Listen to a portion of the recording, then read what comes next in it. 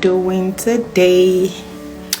Good afternoon, good day, wherever it is you are. So we started about 3 weeks ago, and we said we were going to go into the Federal Trade Skilled Program, and that is what we have been talking about. And today my focus is on the agriculture and agri-food occupation.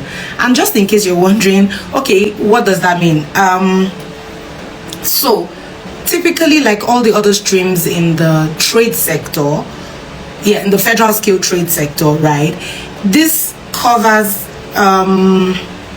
first of all, contractors and supervisors, landscaping, grounds maintenance, and horticulture services.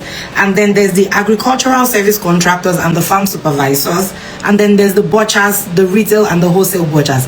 That is the category. Those are the categorization that IRCC has put under this stream. Don't worry, I will break it down further. But yeah, those are the three major categories that falls under the agriculture and the agri-food occupation. Now, similarly, like the general stream, what are the requirements? Like, what do you need to have for you to be eligible for this stream? Number one is that you have experience. Within the last 3 years, you have experience 6 months full-time, or if you have part-time experience overtime, that is equivalent of the 6 months. But the 6 months is the trademark, right? So whether your experience is cumulative part-time, that totals the number of hours that is equal to what a full-time will be, then you would qualify for it. It is also important to know that it has to be in a single occupation. Not that you were an horticulturist and then you became a farm supervisor and then you did 2 months here and 3 months here and 1 month as a butcher. No, that in a single occupation, maybe like as a butcher or as a farm supervisor, you spend 6 months there, or a total cumulative of 6 months. That is what that stream is talking about. Okay, so moving on, I'm gonna break down, like I said, if you're familiar with IRCC, or let's say you're not, by now you know that IRCC works with something called NOC. That's National Occupation Classification, right? So there are 3 NOCs that qualify for this stream. The number 1 NOC is 82031. The number 2 NOC is 82030. The number 3 NOC is 63201. And then we're going to come into, okay, what do these NOCs, what does it mean? For instance, the NOC, sorry, give me a second. Okay, so for instance, the NOC 82031 is the contractors and supervisors, landscaping, ground maintenance, and horticulture services. So you ask me, people who have this, what are I'm not going to go so much into the title of their occupation. I'm going to go into like some of their main duties. So there are people who supervise, coordinate the activities of the workers, who maintain the lawn, the garden, athletic field, maybe golf courses, cemeteries, if you will, you know, parks, interior landscapes. So generally people who do landscaping. So let me say, for instance, if you drive through I think it will be Obalinde or the island or something, or even Ojota, you see all those people who plant flowers by the roadside for sale that you go put in front of in that mini garden in front of your house just to beautify it. Yeah, those are the people like who qualify. So they organize the planting and the maintenance of trees. They typically will do requisition for supplies and materials.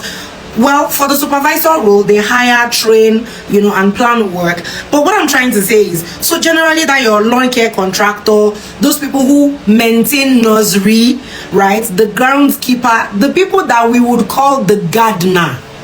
Yeah, so that's your Suradi gardener, or that's your I don't know, that your uncle, or that familiar uncle that is in the house that we grew up with, right? But they're not a part of the family. You just know, you see them early in the morning, they are wetting the garden, taking care of the garden, removing the weeds. Yes, those people, they are called landscapers, and they are the ones who qualify. Thank you, Daisy. Yes, they are called the horticulturists, but I was just trying to break it down. You know, we typically will call them the gardener, but you know, professionally they're called the horticulturists. Some of them are called the landscapers. Some of them, you know, they just keep grounds, they maintain grounds. Those are the people who qualify for this stream, right? So those are the people under the 82031 NOC. The second NOC that qualifies for this agriculture and agriculture stream, it's the 82030, and this is where, like, everybody, I think this is the general classification that we assume will be here.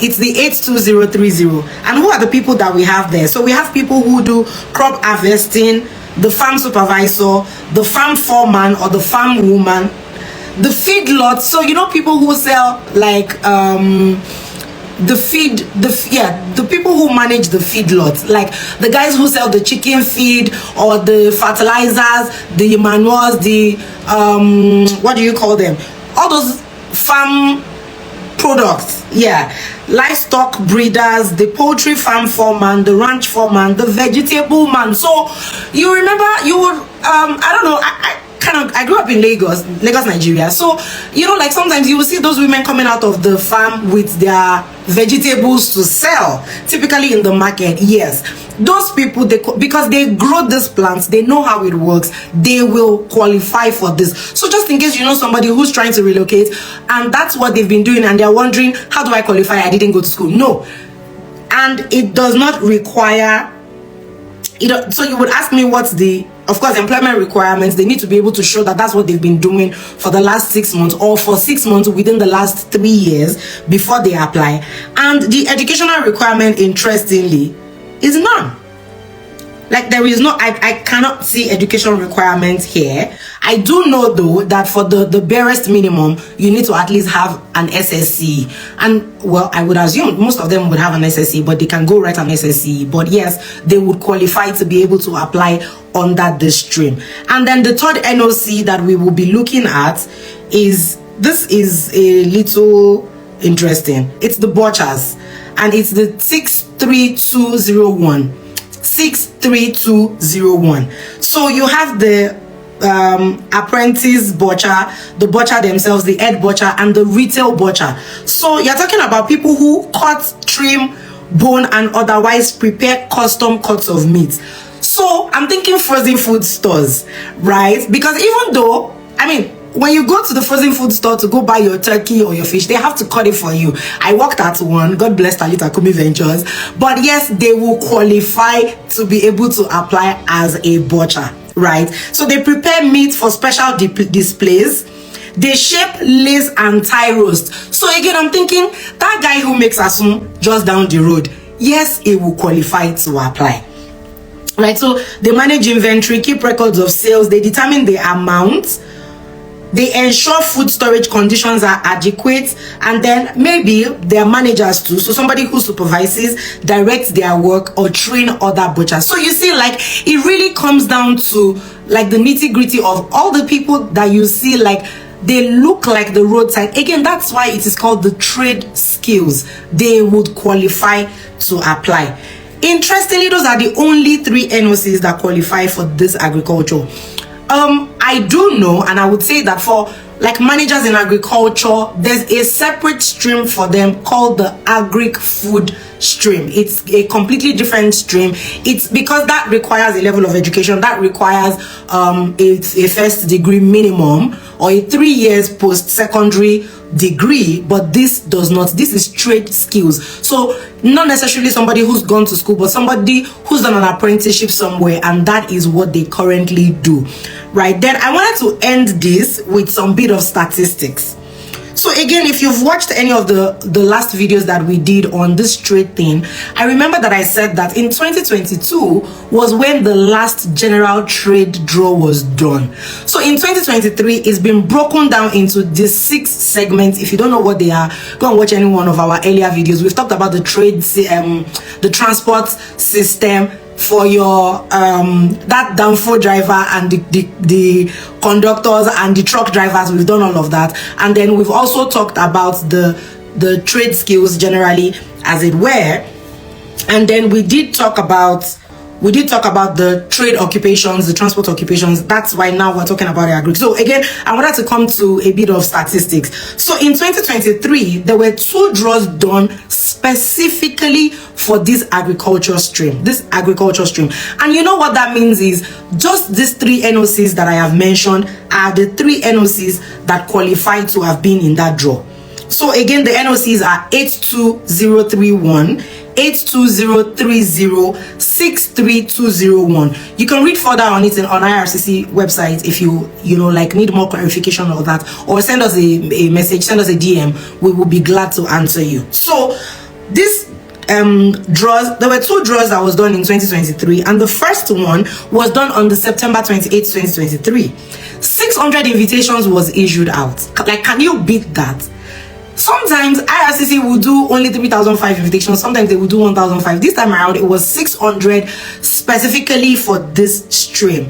And the lowest CRS score was 354. So you see, like, even if the person was 40 years old, like if they lost all points on age, they would still be able to qualify, because yes, even with age, with this, some people can still get up to 350, 360, and this was 354. The second draw was done on the December 21st, and that 400 invitations was issued out, and the minimum score on that is 386. Now it's getting stiffer. I guess more and more people are starting to realize, oh, this is a stream I can use, and more people are researching it and getting into it. For 2024, 1 draw has been done in February. They just concluded February, so you really cannot say when another draw will be done. But again, that makes me think that this might be something really, really important that Canada needs. This set of people are people that Canada really needs. So just in case you know somebody who needs to, or you have the skill, you can apply under that. And 150 invitations was issued. 437 was the lowest ranking candidate who got an invitation. I guess because the numbers were not high. But you can be sure of something. Another draw will go out. Will you be in the poll by the time that draw is done? That is the $1 million question that only you can answer. Okay, that being said, that will be all for today. That's all I have for you today. Next week, I hope I'm correct, and I hope that somebody will not come and have my hair.